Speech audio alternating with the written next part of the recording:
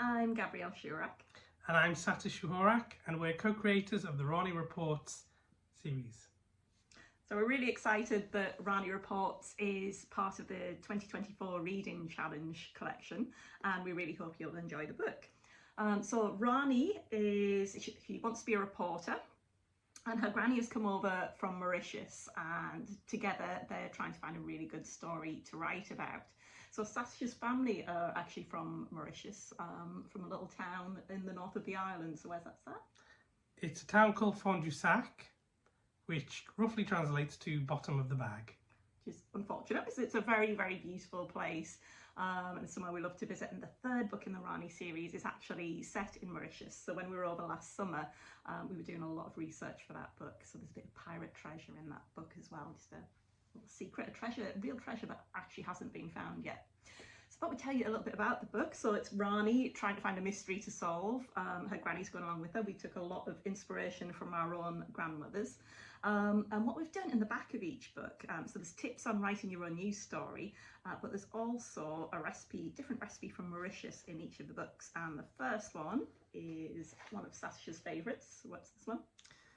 There's a recipe for a snack or gajak called gato pima, which translates to chili cakes.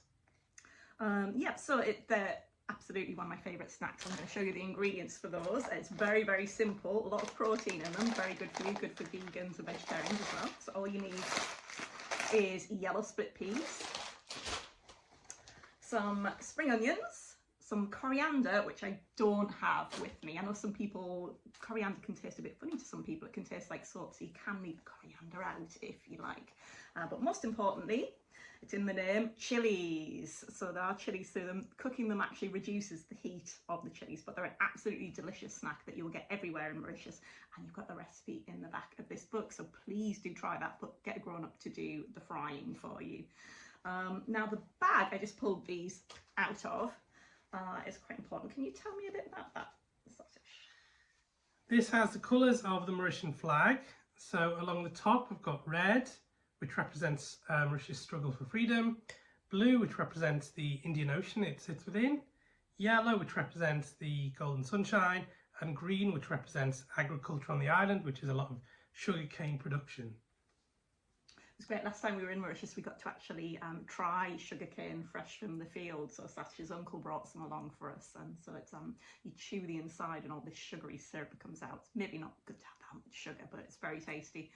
So yeah, those are the colours of the flag. So Satish mentioned independence. So Mauritius has actually been owned by the Portuguese, the French, the Dutch and the English before it finally got its independence in 1968. So it's now its own island. They speak Creole there, French Creole. Have you got any examples of Creole, Satish, that you might hear a lot on the island? Actually, what we can do is we can look. There should be a little glossary of some common phrases. So, how are you? What would that be? Well, it's the language is a derivation of French. So you might just say ça va bien, which is how are you? I'm well. Qui manière is another way of saying how are you? So yeah, qui manière, I think you hear quite a bit on the island. It's actually written across the front of a building when you drive into the capital city, which is called Port Louis. So you'll actually find out a lot of Mauritius facts from the books as Nani is going with Rani on her adventures. But one of my favourite Mauritian facts is about this guy here. Can you tell us? Yeah, this is a dodo.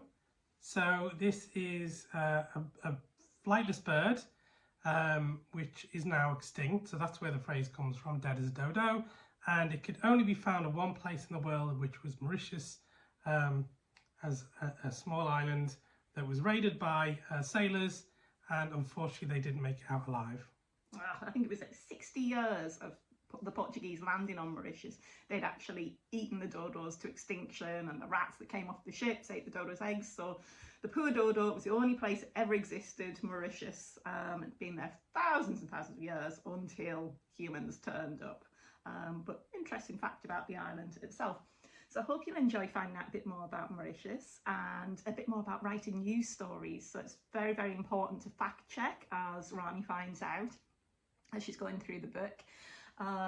Very important to check your facts, not to listen to what people just tell you without actually checking the facts yourself, I think is very, very important.